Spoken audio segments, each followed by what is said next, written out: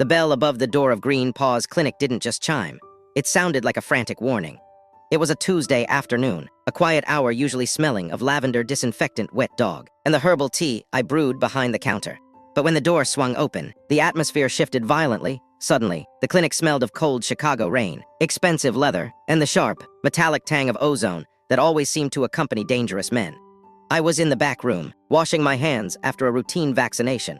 I heard Chloe's breath hitch. It was a sharp, terrifying sound of pure panic that made me instinctively reach for the heavy metal flashlight I kept hidden under the sink. I stepped out into the reception area and stopped dead in my tracks. The afternoon sun of Wicker Park, usually spilling warmly through our glass storefront, was entirely blocked out by a wall of broad shoulders and black wool. There were 4 of them, no 5. They stood with the rigid, terrifying stillness of men who were currently deciding whether to shoot the walls or simply buy the entire building. At the door stood a man with a scarred eyebrow, Frankie, I would later learn. He was currently glaring at my receptionist with such intense, unadulterated hostility that Chloe's trembling finger was visibly hovering over the 911 dial on the desk phone. But my eyes were drawn, inevitably and involuntarily, to the center of the room. The man standing there was a study in dangerous architecture. He was aggressively tall, his broad shoulders pulling taut against a bespoke charcoal suit that likely cost more than my clinic's annual lease. Tattoos crept up past his crisp collar, dark ink sprawling over a thick, muscular throat. He smelled of cedarwood, black coffee, and a suppressed, vibrating kind of violence. He looked exactly like the kind of man who owned the South Side, the kind of mobster who didn't knock before taking a life. Then, I looked at his hands. For a man who looked like he could snap a baseball bat in half without breaking a sweat, his hands were strangely positioned. They were cupped. He was cradling something against his chest with a desperate, rigid care, his knuckles turning white from the effort of holding his own strength back.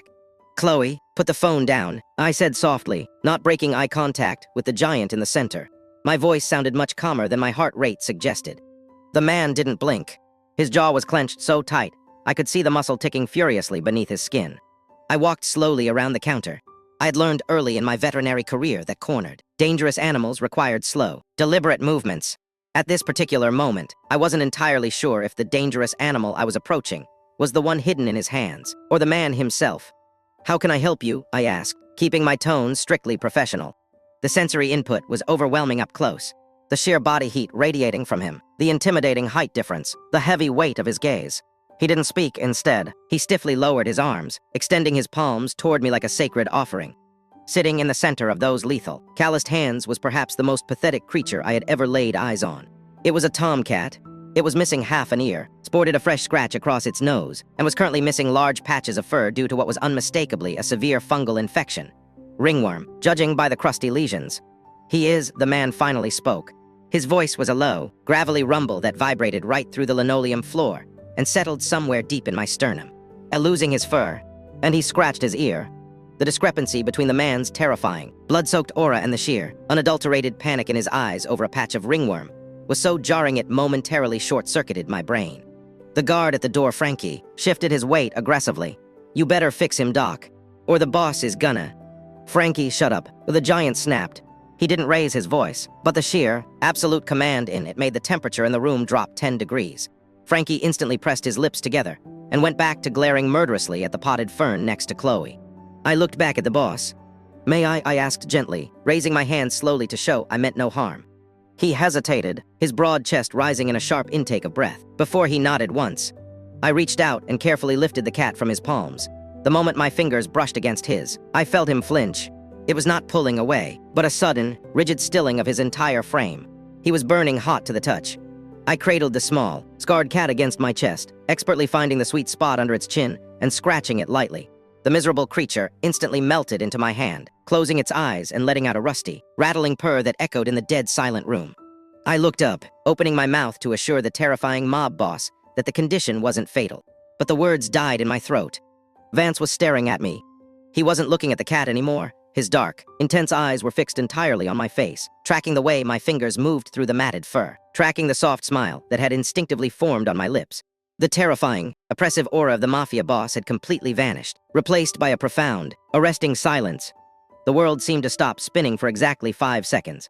I watched the tension bleed out of his shoulders. I watched his gaze drop to my mouth, then back to my eyes, with a sudden, devastating clarity. He is looking at me, I realized, a sudden, inexplicable flush of heat rising to the back of my neck. He was looking at me the way a starving man looks at a locked bakery. Behind him, I saw Frankie squinting, pulling out a small black notebook and aggressively scribbling something down, shooting me a look that promised a slow death if I breathed wrong. But the giant just stood there, completely immobilized by something that clearly had nothing to do with bullets or turf wars. "It's just a minor fungal infection," I said softly, breaking the spell. I held the cat a little closer. "I'm Dr. Oliver Hayes. And you are?" "Vance," he murmured. His voice had lost all its gravel, softening into something dangerously close to reverence. "Just Vance." It started the very next morning, and then the morning after that, by Friday, the Green Paws Clinic had apparently become the unofficial, heavily armed morning territory of the Rossi crime family. I quickly learned two things about Vance Rossi. First, the most dangerous man in Chicago did not know the absolute first thing about felines. Second, he was terrifyingly, intensely dedicated to learning. They would arrive precisely at 9:00 a.m. The routine was always the same. Two men in dark suits would quietly stand outside, scanning the quiet streets of Wicker Park. Frankie would march inside first, his scarred face set in a permanent scowl, sweeping the waiting room as if expecting rival hitmen behind the cat food displays. Then, Vance would enter. He brought the smell of cold morning air rich cedar, and danger with him, completely overpowering the clinic's lavender scent. And cupped in his massive, lethal hands would be General. That was the one-eared, ringworm-infested tomcat who looked increasingly smug about his new transportation arrangement. The dynamic in the waiting room quickly devolved into a silent, high-stakes psychological thriller. From my vantage point in the examination room, I could see the daily standoff between Chloe and Frankie. Chloe, my brilliant but highly imaginative receptionist, spent her mornings cowering behind the desktop monitor, convinced she was living her final days. Frankie, entirely oblivious to her terror, treated his duties with militant seriousness. On Thursday, I watched through the glass door as Vance, waiting for his turn, visibly tensed up. A bead of sweat formed on his temple, likely from the sheer anxiety of whether General had gained an ounce of weight. Frankie, sensing his boss's distress, sharply reached inside his bespoke suit jacket. Chloe let out a muffled squeak and ducked under the desk, bracing for a shootout. Frankie simply pulled out a perfectly folded silk handkerchief and offered it to Vance with a solemn nod. The cognitive dissonance was almost enough to give me a migraine. But it was inside the examination room where the real surrealism happened. When Vance sat on the small metal stool opposite me, his knees almost touching mine, he made the room feel impossibly small. The sheer physical presence of him was overwhelming. Yet, when I spoke, the boss of the South Side listened to me with the absolute, undivided focus of a subordinate receiving orders. "You need to apply the antifungal cream twice a day," I instructed, demonstrating on General's crusty ear. "A very thin layer. You have to be gentle. His skin is inflamed." Vance leaned in closer, so close I could count the individual dark lashes, framing his intense eyes, so close the heat radiating from his chest felt like a physical weight against my own. He stared at my hands, as if memorizing the exact pressure of my fingertips. "Thin layer," he repeated, his low voice vibrating in the small space. "Gentle. I understand. And don't let him lick it if he tries. Put the cone of shame back on." Vance's jaw clenched. He looked at the plastic cone sitting on the counter, then back to the cat, his expression grave. He despises the plastic collar. It offends his dignity. I had to bite the inside of my cheek to stop myself from laughing. Well, his dignity will have to survive until the ringworm is gone. "As you say, Doctor," Vance murmured, his eyes flicking up to meet mine. There it was again, that heavy dark, arresting look that made my lungs forget how to process oxygen. It wasn't a threat. It was something entirely different, something that made my hands slightly unsteady as I capped the ointment tube. The fragile piece, however, shattered spectacularly on Tuesday of the second week. General's fungal infection was clearing up beautifully, but he was still painfully thin, his ribs showing through his patchy coat. Vance was standing across the stainless steel examination table, his massive hands resting flat on the surface as he studied the cat with deep, brooding concern. "Doctor," Vance said, his voice dropping an octave, slipping unconsciously into the harsh, clipped cadence of the streets. "The package. It's too scrawny." I paused, looking up from my chart. "The package." "The asset," Vance corrected, gesturing vaguely to General. He frowned, his mafia vernacular completely taking over his brain. "How do we bulk it up? The meat is too thin. There's barely a mouthful here. It's unacceptable." The world seemed to stop. My brain, usually sharp and logical, suddenly short-circuited. The meat is too thin. Barely a mouthful. I stared at this towering, terrifying mob boss, whose organization was rumored to make people disappear in the river, and a horrifying conclusion slammed into my mind. He wants to eat the cat. A wave of pure, unadulterated protective fury washed over me, entirely overriding my survival instincts. I didn't think. I simply moved. I snatched General off the metal table, and hugged him tightly to my chest, taking 2 large steps back until I hit the cabinets. "Excuse me," I said, my voice shaking with a dangerous kind of quiet. Vance froze, his dark eyes widening slightly at my sudden movement. "Doctor, you want to bulk him up because there's not enough meat," I hissed, glaring at the giant before me. "Are you out of your mind? Get out." Vance blinked. The terrifying Don of the Rossi family actually blinked, looking utterly bewildered. "I don't." "Get out," I pointed toward the door, my heart hammering against my ribs. "You are not eating my patient. If you take 1 step closer to this cat, I am calling the police, the FBI, and animal control out." For a long, agonizing second, nobody moved. The silence was deafening. I was clutching Apache Street cat like a shield, threatening a man who could end my life with a snap of his fingers. Vance stared at me, then slowly, the realization of what he had just said, and how I had interpreted it, seemed to hit him. His mouth opened slightly, a flash of absolute horror crossing his usually stoic features. But before he could formulate a defense, Frankie threw the door open, his hand hovering over his holster. "Boss, problem?" Frankie growled, his eyes locking onto me. Vance immediately raised a hand, stopping Frankie in his tracks. He looked back at me, at my fiercely defensive posture, and for the first time, he looked entirely defeated. "No problem, Frankie," Vance said quietly, his voice tight. He slowly backed away toward the door, keeping his hands visible. "The doctor is displeased with my terminology. We are leaving." "But boss..." "Now." As they retreated through the waiting room, much to Chloe's audible gasp of relief, I heard the faint exchange through the open door. "Boss, what about the docks tonight?" "The weapons shipment," Frankie muttered, pulling out his notebook. "Cancel it," Vance's voice floated back, heavy with despair. "Find me a veterinary textbook. A thick one. I need to know the proper terminology for feline nutrition before I accidentally get myself banned from this clinic." I stood alone in the examination room, holding a purring general against my chest, slowly realizing that the most dangerous man in Chicago had just let me yell at him, kick him out, and was now abandoning an arms deal to study cat food.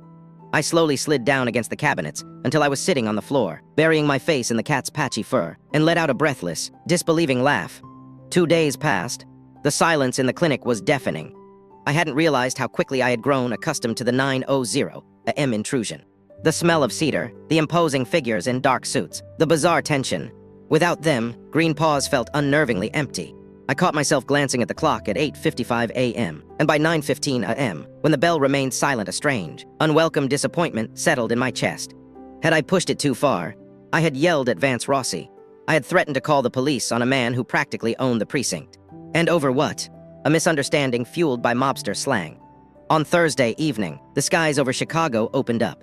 It was a torrential downpour, the kind that turned the streets into slick, black rivers and drummed heavily against the clinic's windows. I stayed late, catching up on paperwork, while Chloe rushed home to avoid the worst of the storm. By 8:00 p.m., the clinic was completely dark except for the small desk lamp in my office. I rubbed my tired eyes, put the files away, and grabbed the heavy trash bag from the back room. I needed to toss it in the alley dumpster before locking up. I pushed open the back door. The cold rain instantly lashed at my face, and the wind howled through the narrow, brick-lined alley. I shivered, dragging the bag toward the large green bin. That was when I heard it. It wasn't the wind. It was a low, steady sound, barely audible over the rain, coming from the deep shadow cast by the overflowing dumpster. My heart leapt into my throat. The south side wasn't far, and alleys in this weather were not places you wanted to linger. I instinctively tightened my grip on the trash bag, regretting leaving my baseball bat inside. I took a slow, cautious step forward, squinting into the gloom. The shadow moved. My breath hitched.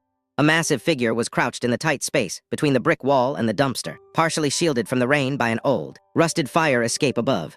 "Who's there?" I called out, my voice tight. The figure went completely still, then slowly, a face turned toward me, illuminated briefly by the distant, flickering streetlight. It was Vance. The terrifying Don of the Rossi family was crouched in a filthy alley behind my clinic in a torrential downpour. He wasn't wearing his bespoke suit jacket. He was down to a damp white dress shirt, the sleeves rolled up to reveal his heavily tattooed forearms. But that wasn't the most shocking part. Resting on his knees was a state-of-the-art heated, waterproof pet carrier, and Vance, the man who commanded an army of lethal men, was leaning over it, his massive hands resting gently on either side of the mesh window. And he was humming. I froze, the trash bag slipping slightly from my grip. I stood completely paralyzed in the freezing rain, straining my ears. He wasn't just humming. He was singing very, very softly. Up above the world so high, like a diamond in the sky. The gravelly, intimidating voice that usually issued threats and commanded empires was currently trying and failing to hit the notes of Twinkle Twinkle Little Star. It was the most surreal, jarring, and profoundly endearing thing I had ever witnessed. Vance, I breathed out, stepping closer. He flinched. He actually flinched, his head snapping up. The look on his face wasn't anger or intimidation. It was pure, unadulterated mortification.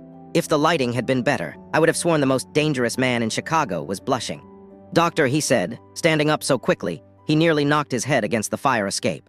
He immediately moved to block the carrier from my view, like a child trying to hide a broken vase. I was passing by. "You were passing by," I repeated, standing in the pouring rain, staring at him. An alley in Wicker Park. In a thunderstorm, humming nursery rhymes to a cat carrier. Vance's jaw worked silently. He looked away, his wet hair plastered to his forehead. "General. He has trouble sleeping when it rains. The noise." I read in a textbook, the thick one, that familiar vocalizations can reduce feline anxiety. I let go of the trash bag entirely. It hit a puddle with a wet smack, but I didn't care. I walked toward him, stepping under the slight overhang of the fire escape. Up close, he was soaked, his broad chest rising and falling unevenly. He smelled intensely of rain cedar and an overpowering sense of vulnerability. "You've been out here. Why didn't you knock?" I asked, my voice softer now. Vance looked down at his boots. The terrifying mob boss suddenly looked very young, very uncertain. "You explicitly forbade me from entering the premises or approaching the patient. I respect your boundaries, doctor, but I needed to ensure he was comfortable. The humidity in my apartment was too low today." I stared at him. The absurdity of the situation hit me like a physical blow.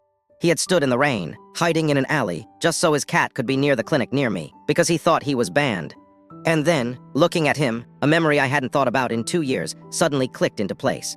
A rainy night, much like this one, a younger, thinner me, finding a bloody, half-dead kitten in an alley, patching it up, and then, a week later, handing that same kitten to a bruised, exhausted man sitting outside a soup kitchen. A man who looked like he had lost everything, but who held that kitten like it was his last lifeline. I gasped softly, "It was you." Vance froze. He slowly lifted his eyes to meet mine. The silence between us stretched, heavier than the rain. 2 years ago, I said, the pieces rapidly falling together. "You were the guy outside St. Jude's.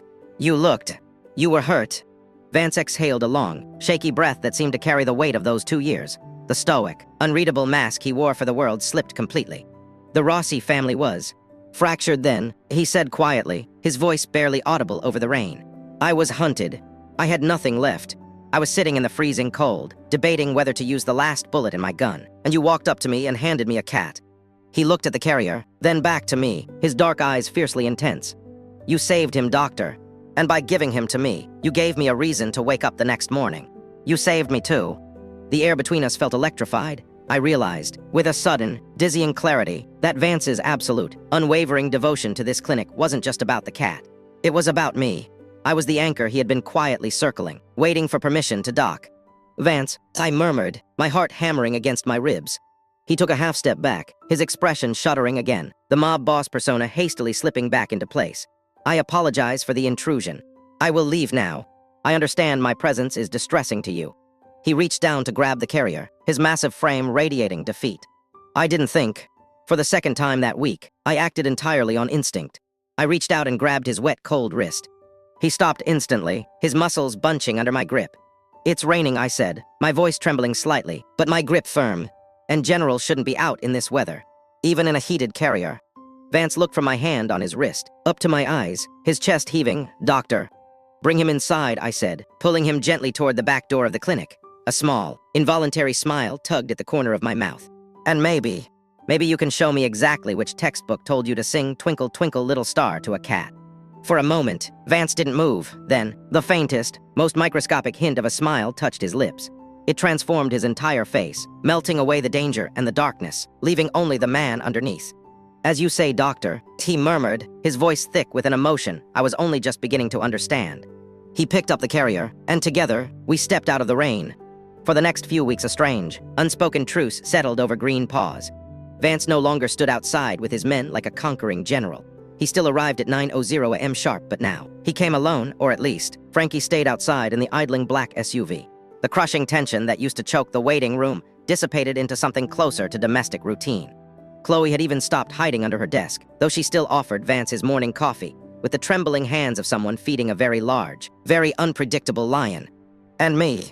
I found myself looking forward to 9:00 a.m. with an eagerness that terrified me. General's ringworm had completely cleared up, and thanks to Vance's newly acquired, hyperspecific knowledge of feline macronutrients, the cat was finally gaining weight. The official medical reason for Vance's visits had vanished, but neither of us acknowledged it.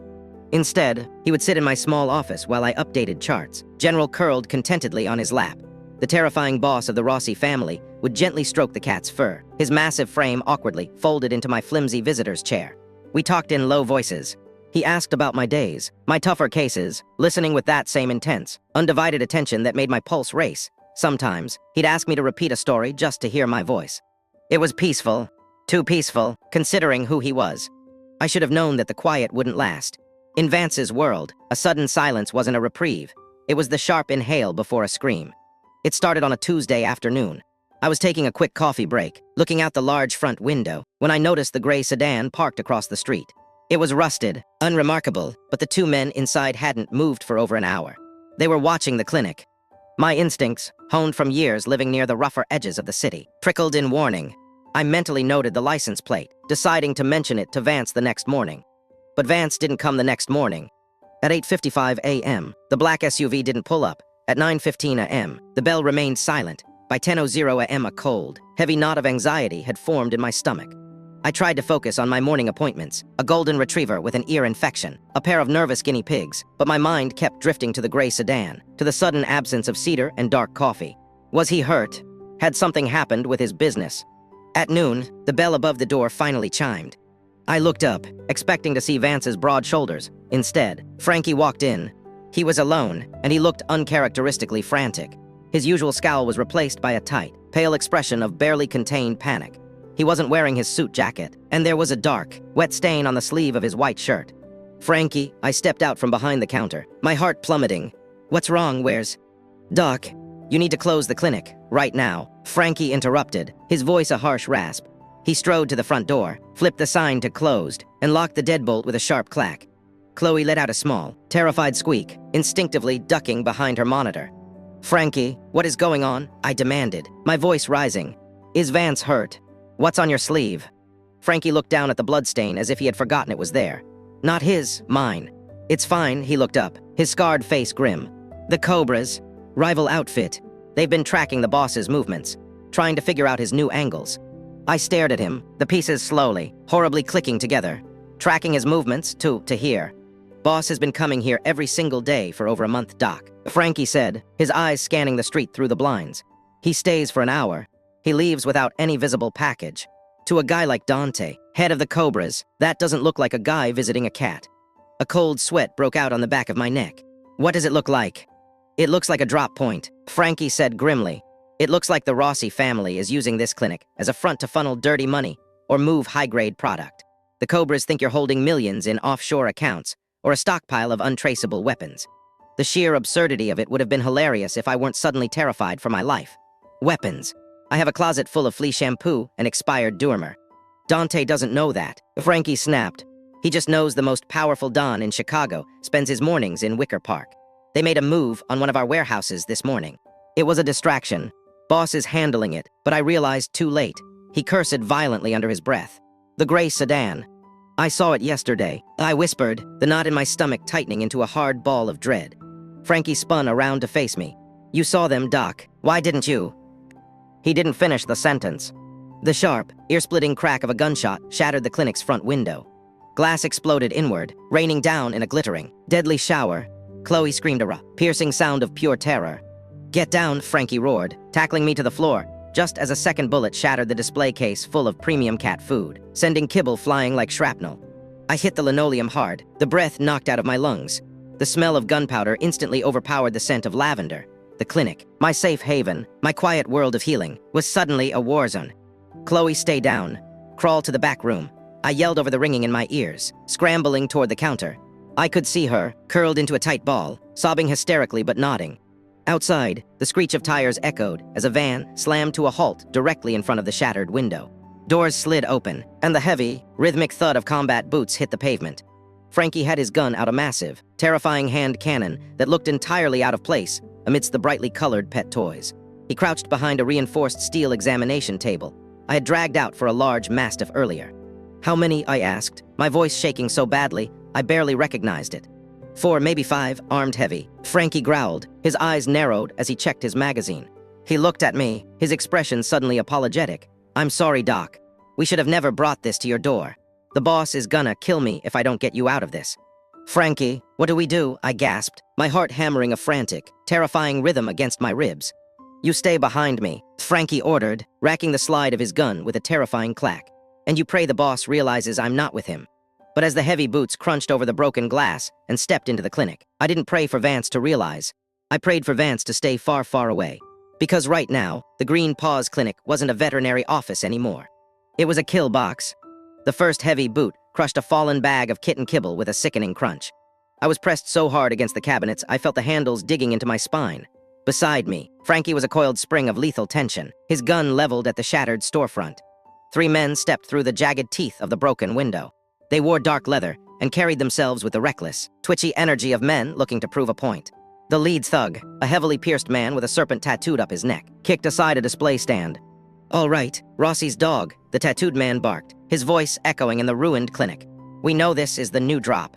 Dante wants the ledgers and whatever product you're holding in the back. Hand it over, and maybe we don't burn this pet shop to the ground." "There is no product, you brain-dead amateur," Frankie yelled back from behind the steel table. "It's a veterinary clinic. You're shooting at dog shampoo." "Bullshit," the second thug spat, raising a sawed-off shotgun. "Rossi doesn't spend his mornings petting kittens. Tear the back room apart." Panic seized my chest. The back room, where the animals were in their cages, where Chloe was hiding. "No," I shouted, a sudden, desperate surge of adrenaline overriding my terror. I scrambled to my knees, grabbing the only thing within reach, a heavy glass jar of dog treats. "There's people back there, stay away." The tattooed man's eyes snapped to me. A nasty, cruel grin spread across his face. Well, looks like the doc knows something after all. Grab him." The third man lunged toward me. Frankie swung his weapon to intercept, but the guy with the shotgun fired a warning blast into the ceiling, showering us in plaster and dust, forcing Frankie to duck. The thug reached me, his rough hands grabbing the collar of my scrubs. Hauling me roughly to my feet, I struggled, bringing the glass jar down hard on his shoulder. But he just laughed, drawing a wicked-looking switchblade from his pocket with a deadly snick. "Easy, Doc. Let's go see what's in the safe." He never finished the sentence. The air pressure in the clinic suddenly changed. It wasn't the wind howling through the broken window. It was the visceral, suffocating weight of pure, unadulterated apex predation entering the room. The screech of tires outside was immediately followed by the deafening crunch of metal as a massive black SUV rammed the Cobra's van, pinning it violently against a streetlight. Then, Vance Rossi stepped through the shattered doorway. He was entirely unrecognizable from the man who had awkwardly hummed nursery rhymes in the alley. His bespoke charcoal suit was perfectly tailored, but his eyes were black, bottomless voids of absolute fury. The cedar scent was gone, swallowed completely by the smell of ozone and impending death. "Let him go." Vance didn't shout. He didn't have to. The low, gravelly vibration of his voice seemed to rattle the remaining glass in the window frames. The Cobras froze, a collective shudder of realization passing through them as they stared at the most feared Don in Chicago. But the man holding me was panicking. He tightened his grip on my collar, pressing the flat of the switchblade against my ribcage. "Back off," Rossi, the thug, stammered, his bravado crumbling. We have the doctor." Vance's gaze shifted to the blade pressed against me. I saw a muscle jump in his jaw. The temperature in the room plummeted. He moved with a terrifying, fluid violence that the human eye could barely track. He didn't draw a gun. He simply closed the distance in 2 massive strides. The tattooed leader tried to raise his weapon, but Vance backhanded him with such devastating force that the man lifted off his feet, crashing backward into a shelf of pet carriers. The guy with the shotgun fired, the deafening blast taking a chunk out of the reception desk. Frankie, rising from cover, put 2 precise bullets into the shooter's kneecaps, dropping him instantly with a scream. That left the man holding me. Realizing his backup was gone, the thug panicked. He raised the switchblade, aiming a wild, desperate slash right at my chest. I squeezed my eyes shut, bracing for the agony. It never came. A heavy, warm weight slammed into me, pushing me safely against the wall. I heard the sickening sound of steel tearing through fabric and flesh, followed immediately by a sharp grunt. I opened my eyes. Vance was standing squarely in front of me, his broad back completely shielding my body. His left arm was raised, having intercepted the blade meant for my chest. A deep, jagged gash tore through his suit sleeve, and bright crimson blood immediately began to soak the expensive gray, dripping steadily onto the white linoleum floor. The thug stared in absolute horror at what he had just done. He had stabbed Vance Rossi. Vance didn't even wince. He didn't look at his bleeding arm. He just looked down at the terrified Cobra member with an expression of cold, measured execution. His massive right hand shot out, wrapping around the man's throat, lifting him an inch off the floor. The thug thrashed, dropping the bloody knife, his eyes bugging out. Vance leaned in, his voice a lethal quiet rasp. "Do not bleed on the doctor's floor." With a flick of his wrist, Vance hurled the man backward. He crashed through the remaining pane of the side window and tumbled onto the sidewalk out cold. Silence descended heavily upon the ruined clinic, broken only by the groans of the kneecapped shotgunner and the harsh, ragged sound of my own breathing. Frankie stood up slowly from behind the table, staring at Vance's bleeding arm with an expression of utter disbelief. He lowered his gun, muttering under his breath in Italian, something that sounded suspiciously like, "You took a knife for a civilian instead of using the steel table for cover. The underworld is going to laugh at us." But I wasn't looking at Frankie.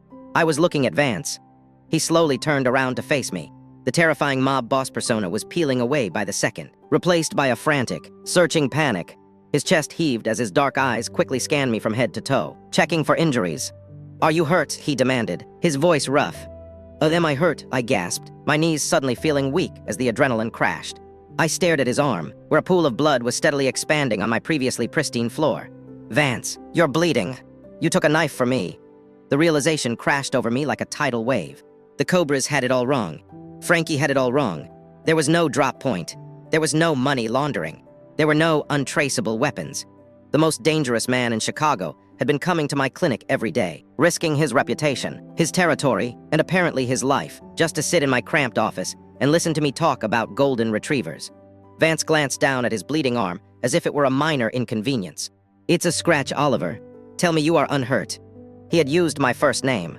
I looked up into his dark, intense eyes, seeing the absolute, terrifying depth of what he was offering me. My clinic was a war zone. My floor was covered in glass and blood, and I had never felt safer in my entire life. "I'm okay," I whispered, reaching out with a trembling hand to press a sterile gauze pad from the counter against his bleeding arm. "But you're going to need stitches, tough guy." The aftermath of the violence was handled with a terrifying, practiced efficiency that reminded me exactly who I was dealing with. Within 10 minutes, a cleanup crew in unmarked vans had arrived. They hauled away the groaning Cobras, swept up the broken glass, and even brought a temporary wooden board to cover the shattered storefront. Frankie had gently escorted a traumatized but unhurt Chloe into a cab, pressing a stack of $100 bills into her hand and telling her to take a week off. Meanwhile, I had dragged the Don of the Rossi family into the back examination room. The small, sterile room smelled sharply of rubbing alcohol and completely masking the scent of gunpowder that clung to Vance's clothes. He was sitting on the edge of the steel examination table, having finally shed his ruined suit jacket. His white dress shirt was unbuttoned halfway down his chest and rolled up past his bicep, exposing the sprawling, intricate dark ink of his tattoos and the deep, ugly gash tearing through his left forearm. My hands were shaking. I couldn't stop them. "You need to stay perfectly still," I said, my voice barely more than a breathless whisper, as I threaded a curved suture needle. "I am perfectly still, Oliver," Vance replied. His voice was a low, steady rumble. He hadn't taken his eyes off me since we walked into the room, even as I swabbed the open wound with antiseptic, something that should have made any grown man flinch. He didn't even blink. His dark, intense gaze tracked the tremor in my hands, the flush on my cheeks, the erratic rise and fall of my chest. The air in the room was thick, charged with a heavy, suffocating kind of electricity. The adrenaline of the shootout was fading, leaving behind a raw, naked vulnerability. "You shouldn't have done that," I murmured, leaning in close to begin the first stitch. "You could have been killed." "I have survived far worse than a street thug with a switchblade," Vance said quietly. "That doesn't mean you should throw yourself in front of one." I shot back, pulling the suture tight. "You're a mob boss, Vance. You're supposed to have people to take bullets and knives for you." Frankie almost had a heart attack. "Frankie is a professional. He will recover." Vance's massive right hand suddenly moved his long, calloused fingers wrapping gently around my wrist, stopping my movements. The heat of his skin burned right through my latex glove. I looked up. His face was inches from mine. "I did not come to this clinic every day for my health, Oliver," Vance murmured, his voice dropping an octave, vibrating with an intensity that made the room spin. "I did not study feline nutrition because I care about the lifespan of stray cats. And I certainly did not step in front of that blade out of some generic sense of heroism." My breath hitched. My heart hammered against my ribs like a trapped bird. This was it. The terrifying, untouchable Don was lowering his shields completely. I felt a rush of overwhelming affection and relief wash over me. I smiled a small, tremulous thing, waiting for the words I had been secretly hoping to hear for weeks. Vance took a deep breath, his chest expanding, his expression settling into the grim, resolute mask of a man finalizing a multi-million-dollar treaty. Listen to me carefully, Vance said, his tone dead serious. From this moment forward, you and the Green Paws Clinic are under the exclusive, undisputed protection of the Rossi family.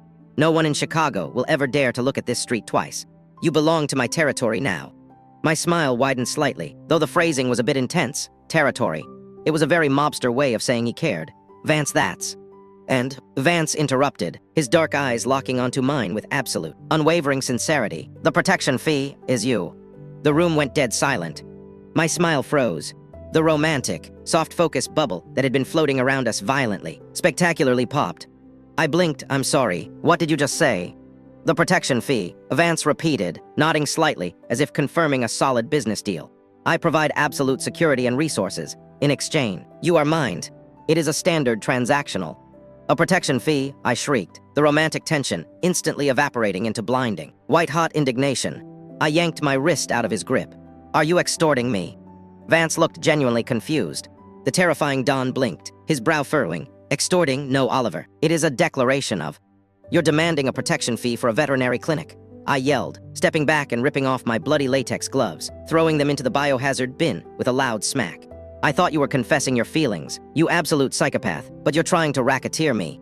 Oliver, please, lower your voice. That is not what I meant. Oh, I heard exactly what you meant. I spun around, marched over to the tall supply cabinet in the corner, and reached underneath it.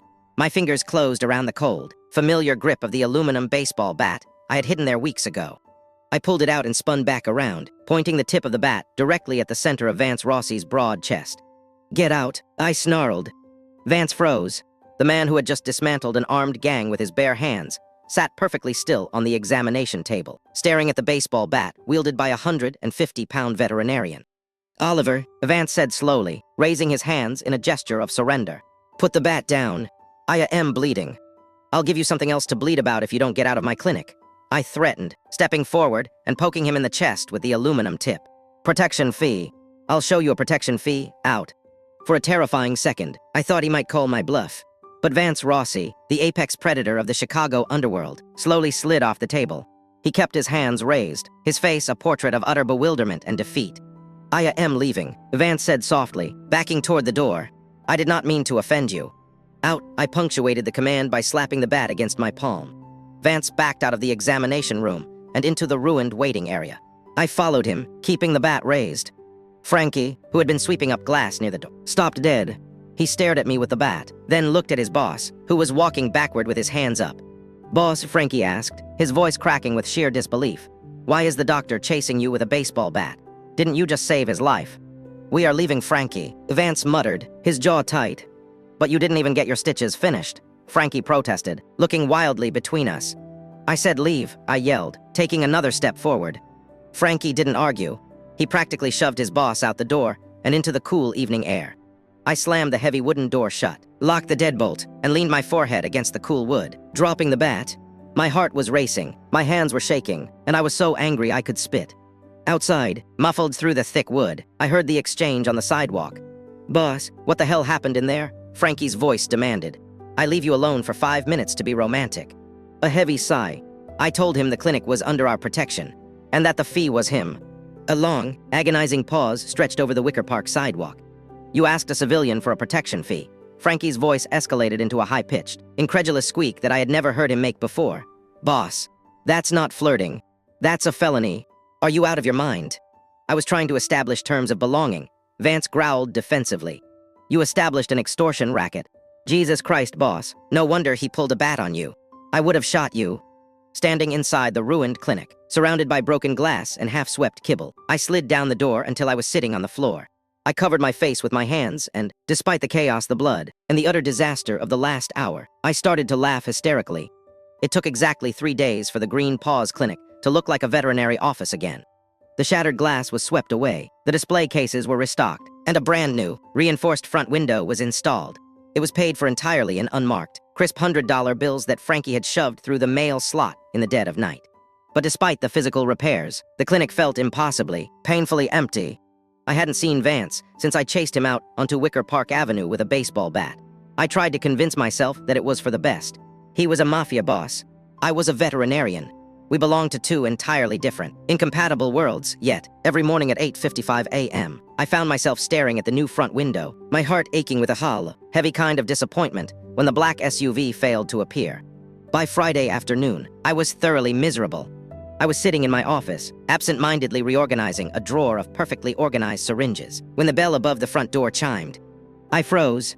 The sound was soft, hesitant, not the aggressive jingle of a mobster making an entrance.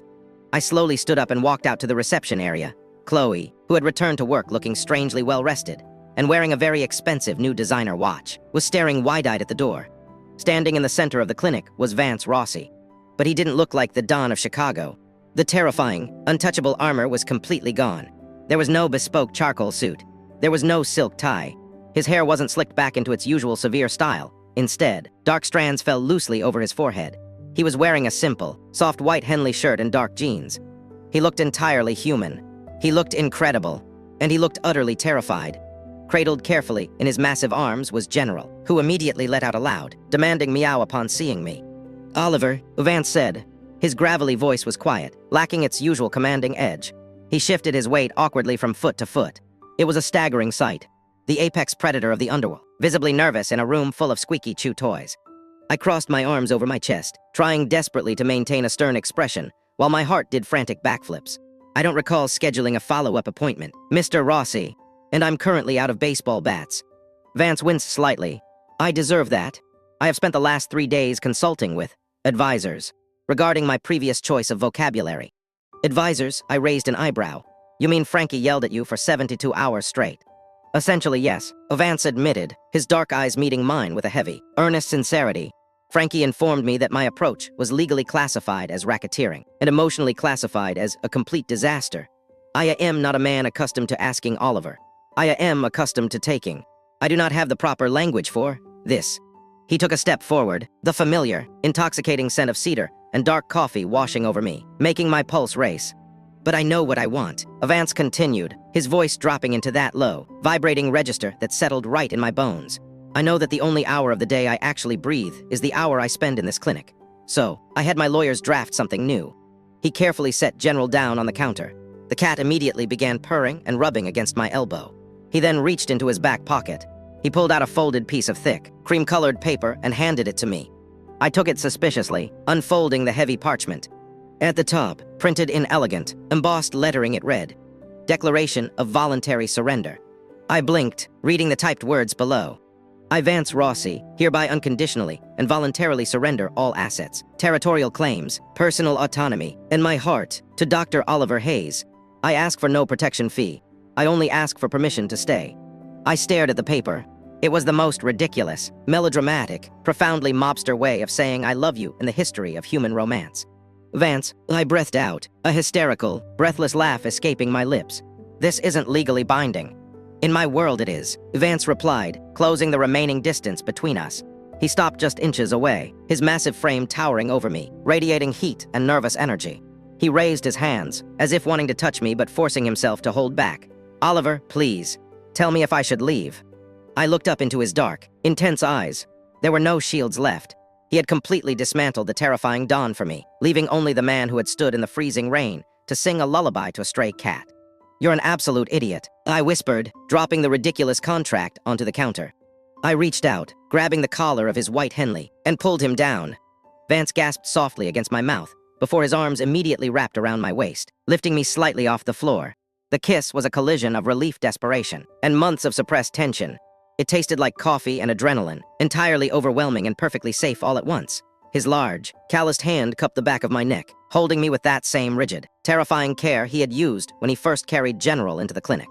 When we finally broke apart, we were both breathless. I rested my forehead against his chest, listening to the heavy, frantic thud of his heart. "Your arm," I murmured, my fingers lightly tracing the bandage visible beneath his sleeve. "You ripped the stitches, didn't you?" "It is a minor discomfort," Vance rasped, burying his face in my hair, inhaling deeply. "Sit on the stool, tough guy," I ordered, stepping back and pulling my professional mask firmly back into place, though I couldn't stop smiling. "I'm the boss in this clinic, and you're going to let me fix that arm." Vance's eyes softened into an expression of absolute, unadulterated devotion. "As you say, doctor." As I led the most dangerous man in Chicago into the back room, I glanced out the new front window. Sitting on the public bench across the street was Frankie. He was out of his suit, wearing a surprisingly colorful Hawaiian shirt, sharing a bag of sunflower seeds with Chloe. He looked utterly exhausted but profoundly relieved. As I watched, Frankie pulled out his small black notebook and began aggressively scribbling something down.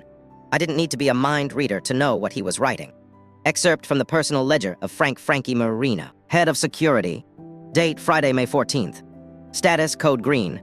The boss has successfully surrendered his entire criminal empire to a 150-pound veterinarian.